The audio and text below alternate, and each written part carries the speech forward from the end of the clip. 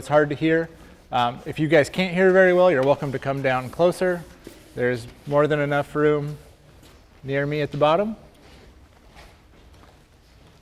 All right, anybody else? If you're just coming in, you need to grab a Scantron form. You'll need to fill your name. And get some clicking here. You need to make sure you fill out your name. The answer to question number 1 is A or true. That question is, are you here right now? So say yes, and that way we'll be able to give you lecture credit attendance for today. Okay? It'll take about 2 weeks for that credit to show up. These lectures are also going to be online, so they're recorded. You can watch them online. They'll usually be available Wednesday or Thursday following the lecture, so don't expect to see them the very next day, but it won't take too long. If you are a returning EPICS student, you did not need to be here. There's a returning lecture online. I've sent a couple of emails about that. If you're registered, you should have received those. If you are here, you're welcome to stay and get your lecture credit this way. So if you don't stay, you'll have to go online and do it, or you could just hang out for 50 minutes and not have to worry about it. Either way is fine. But this is aimed at new students, so you may be hearing some things you already know. All right, so we're going to jump right into an EPICS overview. We've got a lot of stuff to cover today because EPICS is a lot different than all of your other classes. If you are confused, that's okay. I'll show you resources and places where you can get more information. And when you get into your lab, if you haven't done that already, if you didn't have a Monday lab, your TA and your advisor can help you with all this information as well. Okay? So your TA will be one of your first points of contact for any questions that you have. My office is in Armstrong 1209, which is in the EPICS office on the first floor of Armstrong. You can come talk to me anytime as well. So I'm there most of the time. This semester, I actually have parental leave Tuesday and Thursday, so I won't be here Tuesdays and Thursdays, which is great for me, but bad for you. So if you need to see me and you have lab Tuesday or Thursday, just stop in Monday, Wednesday, or Friday, and I'll be there.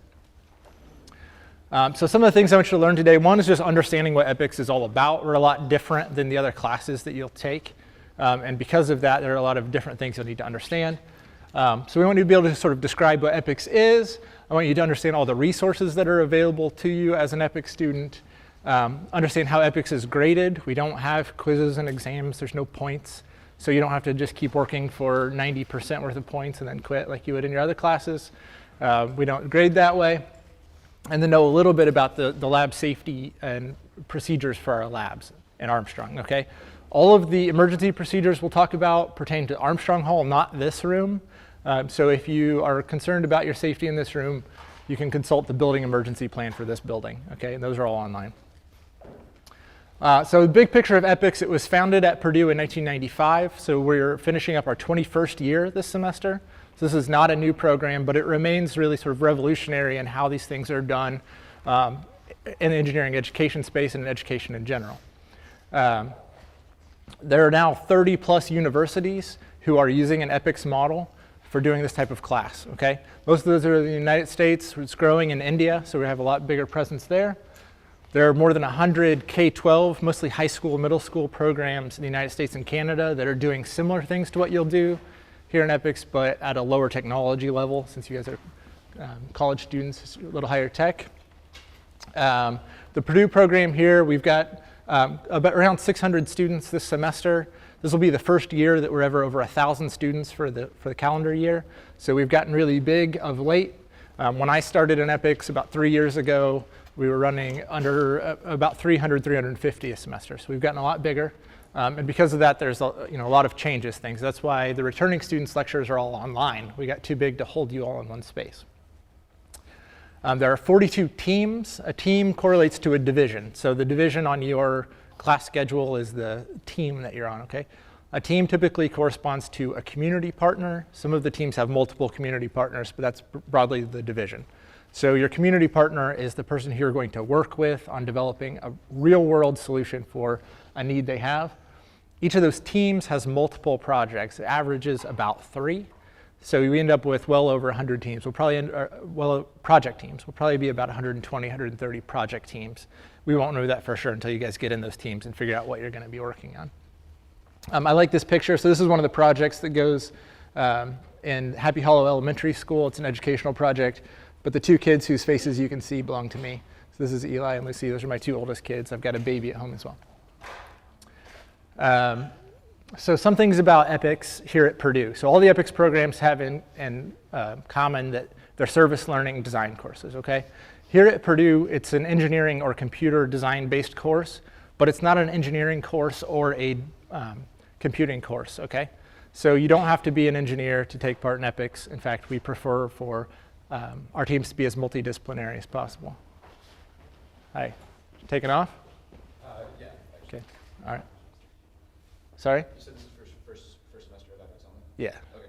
Okay. So you don't have to be an engineer to take part in EPICS. I hope the guy didn't leave a Scantron. And we form long-term partnerships with our community partners, okay? So we try not to do projects that are gonna last for one semester. We try to get projects and partnerships that last for multiple semesters, so we can do more complex design that you'd be able to do in a class that only went for one semester. And because of that, we've decoupled the project timeline from the semester timeline. What that means is your project might take 3 or 4 or more semesters to complete. So you may come into a project that has already started, or you may be starting a brand new project. So pay attention to that when you get into your team. Last thing is we're vertically integrated and multidisciplinary. So vertically integrated means freshmen through seniors working together on project teams. This is one of the really great things about EPICS. One of the things I liked about EPICS when I was an EPICS student a long time ago was I came in as a freshman and got to work with a senior one-on-one, get a lot of mentorship and learn a lot.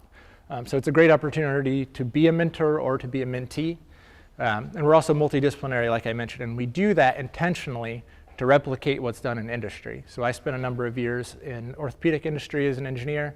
I was never on a team that was all engineering, and definitely never on a team that was all one discipline of engineering. So if you're an ME and you join the Baja Club, you'll be working with lots of people, but they'll all be mechanical engineering students, right? The real world doesn't work that way. You'll have people from sales and marketing. You'll have people from art and design, from business and management. All those people working together toward a common goal, and that's what we try to replicate in EPICS. So we have about 70 different majors represented here any given semester. That's all of the colleges of engineering and then people from all over the campus. So that could be from art and design, from management, from sciences or education, people from everywhere. And we don't expect you, if you're not an engineering student, to come in and do engineering work. We expect you to use your discipline and apply that to the teams to make your team more rounded. Finally, we try and make this an extended design experience that you can continue throughout your educational process. So retaking EPICS is not like retaking a different course where you've got a bad grade and you're trying to replace that grade. You retake EPICS because you like your project and you want to keep working on it and see it progress, okay? So we want you to be able to do that and to be able to continue on through your education and see how the other classes you take in your discipline apply back toward a real problem so you can make use of those. There's sort of 3 main things that come into our philosophy. The first one is hands-on learning through service learning, okay? So every team works on a real-world problem that is your solution is going to go to a real customer or a real partner who's going to use your project, okay? This is not theoretical. So when I was a freshman engineering student at Purdue, they'd say things like, imagine you are an engineer at a Coke bottling plant. You have to measure the level in a bottle. It was all theoretical. It wasn't real, right? EPICS is real. So the things that you make here are going to go out and they're going to affect the lives of real people in the community, often in a very profound way. One of the things I don't get time for in this lecture is to give you examples of projects. But that's something that I wish that I had time to do because they're very inspiring. A lot of the projects our teams do make real impact on significant populations in our community. So speaking of community, this started out in '95 as all in the greater Lafayette area. So community was local community. We now have projects on 5 continents. So what we consider community has gotten a lot bigger, and I think that makes it a lot more fun. The next piece is we really try and replicate industry by being multidisciplinary teams. I talked about this a little bit, but most of the EPICS staff has industry experience, and we try and tailor as much of what you do in EPICS to that experience as we can to make this seem like real professional development and professional preparation.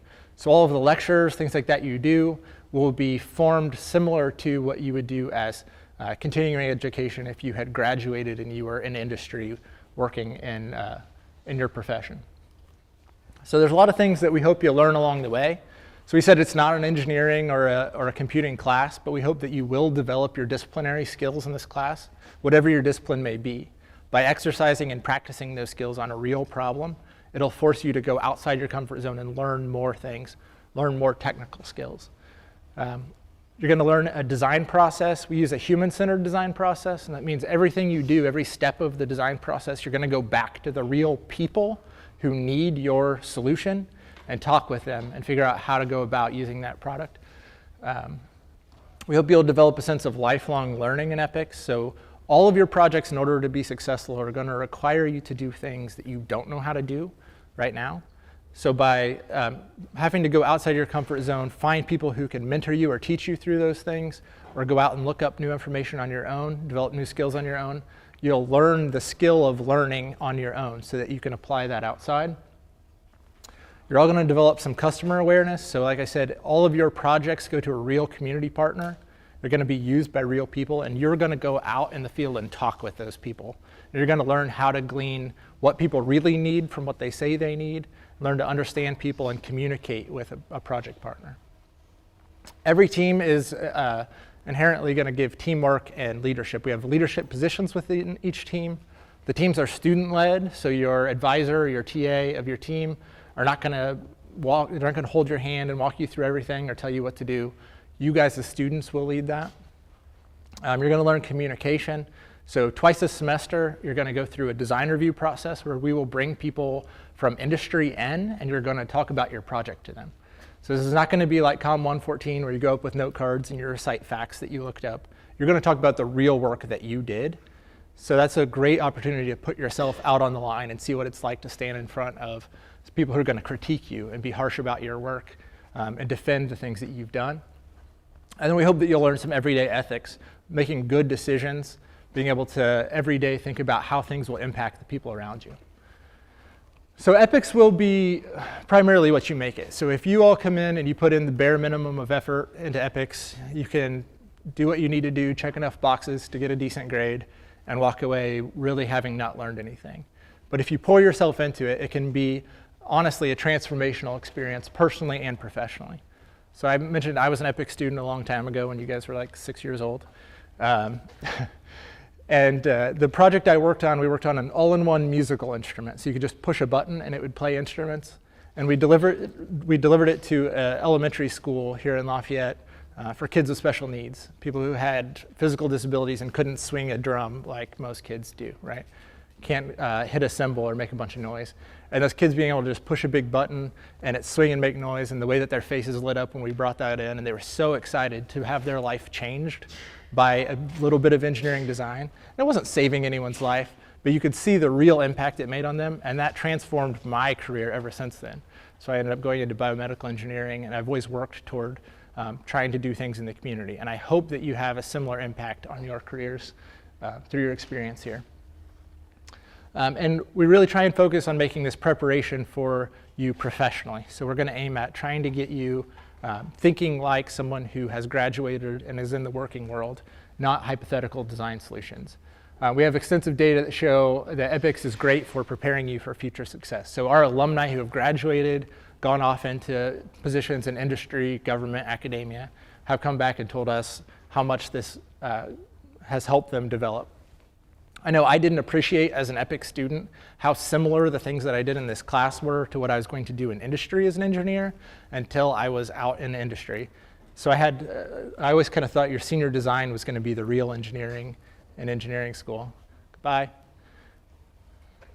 And it really, it was, so my senior design experience was great, but I developed a solution for a problem with my team. We got to the end of the semester, we did a demonstration, and then we threw it in the trash, and no one ever saw it again. And that's not what real engineering is like, right? So if you're going to go into a design practice, or if you're going to go into an industry where you do design projects, you're going to want to see those out in the field. You're going to feel the pain of the times when they don't work, and you're going to feel the joy of the times when they do. And we want you to go through all of those experiences. So some of the logistics of EPICS, and speaking of logistics, I'm going to have to go through a lot of these things kind of quickly. If you can't find something or you can't remember something, you can always go back to our website. If you Google EPICS while you're in West Lafayette, will be the first hit. So go and take a look at the website. You can get all of this information in more detail. But the heart of EPICS is the lab. So there's a 2-hour lab session every week, and that's on your schedule. So that's your your team meeting time. And that's when you're going to meet with your advisor, your TA, and all of your teammates. You're going to figure out what you're doing that week, what your long-term plan is. You'll talk about issues you've had, and there's a chance for you to talk with your advisor and TA to get technical assistance, to get mentorship along the way. That's really the heart of the time, but that's not enough time to get your projects done. So we expect you also to put in time working outside of the lab. So if you're a 1 credit hour student, we expect about 3.5 hours of work on average outside of lab. If you're a 2 credit hour student, we expect about 5 hours a week outside of lab. Now, no one's going to ask you to punch a time card or to prove that work, but we expect to see progress on your project that would be equivalent to what you would get done if you were putting in that amount of time. And we expect to see evidence in your notebooks that you've put that time in, okay? So the purpose of that is not to penalize you, it's just to set expectations. So as you get into the grading cycle at midterms with your advisor, and your advisor says, it doesn't look like you've been putting in any time outside the lab, you understand that that's their expectation. And the advisors are coached on the same thing. So you also have a lecture component. So all of you as new students will go to a series of 5 lectures here at the beginning. That will be this lecture plus 3 lectures after this, so not next week because we're on holiday, but the 3 weeks after, which will be with Dr. Oakes, our director, on the design process, and then one on ethics, and just thinking about everyday decision making. No homework today, so don't worry about that. And then if you are a 2 credit hour student, you'll need 5 additional credits. Okay, so you'll need 10 total. You can get those in a number of different ways, foremost of which would be skill sessions. So we have a group of 14 graduate TAs from different disciplines that put on skill sessions throughout the semester. You can attend those and get credit. So I don't know how many of you are 2 credit hour students, but you'll have to look into that. Those are all listed on my EPICS, which you'll hear what that is in just a minute. So I mentioned that all of the teams are student-led, and that's true. So as an advisor, we really are there as a coach, not as a part of the team. Likewise with your TA. So every team will have a project manager, and this person would be sort of the head student on the team, okay? So they're going to try and manage all of the other projects on the team and try and make sure that everybody's following a schedule and hold people accountable to the things they need to get done. Those are typically returning students on most teams, but some teams it won't work out that way. The project managers can be dedicated project managers, that's all they do on the team is do project management and keep track of your timelines, or they could be on a project. That really depends on the culture of your team. So we have 42 different teams, different divisions. They all have their own personality, their own culture. So each team is a little bit different. So a lot of these things are not hard and fast rules. Then within or underneath the project manager, each of the individual projects has a design lead. So this person is really the technical lead for that project. So all of the other team members on that project will follow the lead of this person, try and move forward. You'll have a project partner liaison. That's going to be the person who is going to be the primary contact with your project partner. If you have multiple project partners, you may have multiple project partner liaisons. The reason we do that is if you have 20 people on your team and all of you are sending the project partner emails and phone calls every week, it's very confusing. We'd rather have one sort of point of contact or voice for the whole team. You have a financial officer, so each team has a budget, and the financial officer will manage that budget, so they'll create the budget with the team, and they'll help make sure that you don't overspend. Each team has a webmaster, so every team has a website. The webmaster is going to update that website for this semester. That usually ends up being a pretty easy role. If the team already has a good website, you're just going to go in and update the content, which is usually a team photo and some descriptions of the project. So it's not too bad. And then finally, project archivists. So this is a weird title, but really their job is to coordinate documentation for the team. So all the teams have a lot of design documentation, which is aimed at letting the next team come in, understand what you did, and be able to pick up where you left off. And you'll understand the need for that as you get into your teams being new students. You'll come in and you'll read through the documentation of your team and you'll find gaps in it and you'll wish that they had done a better job with their documentation. Students are always bad at documentation. Students also always complain about documentation, and we have a design document that's a few pages long that you'll keep for each team. The last project I had as an engineer, we had 6 4-inch binders full of paperwork for one project. So the 6 pages that you have, I don't feel very bad for you. So the structure of this, you have the project manager. So I mentioned I like to think of I like to think of the TA and the advisor sort of as coaches. If you like American football, I'd say the advisor is the head coach, and the TA is the assistant coach, and the project manager is sort of the quarterback of the team, right? So they're going to be the person leading, helping to figure out what's going on each week, and then the design leads will have each of the individual projects, okay? So that's sort of the hierarchy or structure. Also within the team, you'll have your advisor. Your advisor may come from faculty here at Purdue. They may be an industry volunteer, so somebody from one of the local industries that's coming in to help out with the team, or they could be one of the EPICS staff, like you might have myself. They will meet with you weekly to help you guide your progress. They may offer you harsh criticisms of the work you're doing to help you get better. Try and have some thick skin and not be offended by that. They're not trying to cut you down, but they're trying to help you to be successful. And they're there really for coaching and mentorship. So while they're there to help you technically with their project, they're also there to help you plan your careers and make good decisions. So feel free to talk to them and use them as mentors and guides. Most of them have industry experience and can help you along if that's your path. And they're ultimately responsible for your grading, okay? You also have a TA. The TA is there for both technical and managerial support. So if you have a new project manager, your project manager may lean on that TA in the first few weeks to help them know what to do each week, but eventually the project manager should take that over.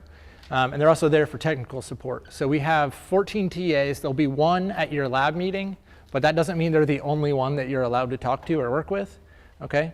So we have 14 TAs. They're all there to be a resource pool for you. So make use of them, take advantage of that.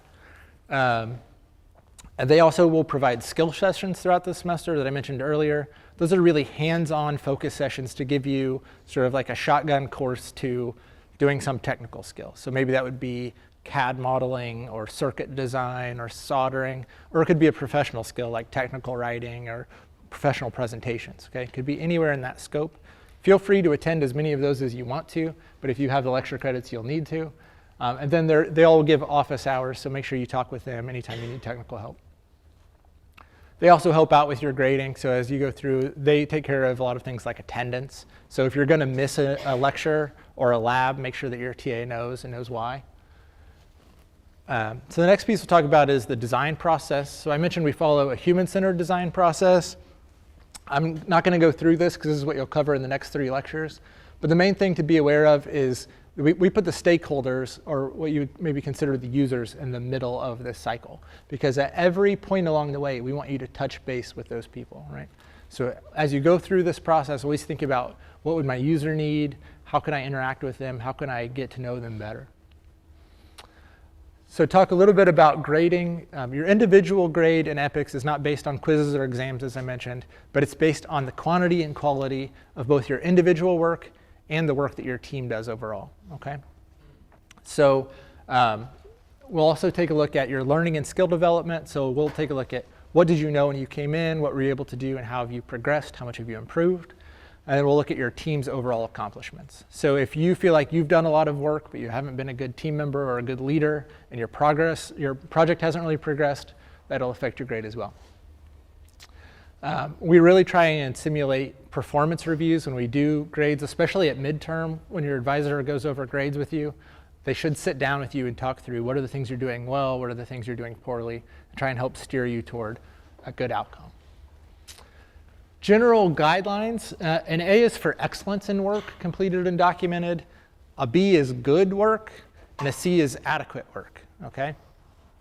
Most students are going to fall into those categories, and we think that we tend to attract excellent students. So we end up with a lot of students in the A and B range, but keep in mind, a good grade is a B, okay? So if you get a B, especially a lot of freshmen come in are used to getting A's in all their classes. It doesn't work that way at Purdue.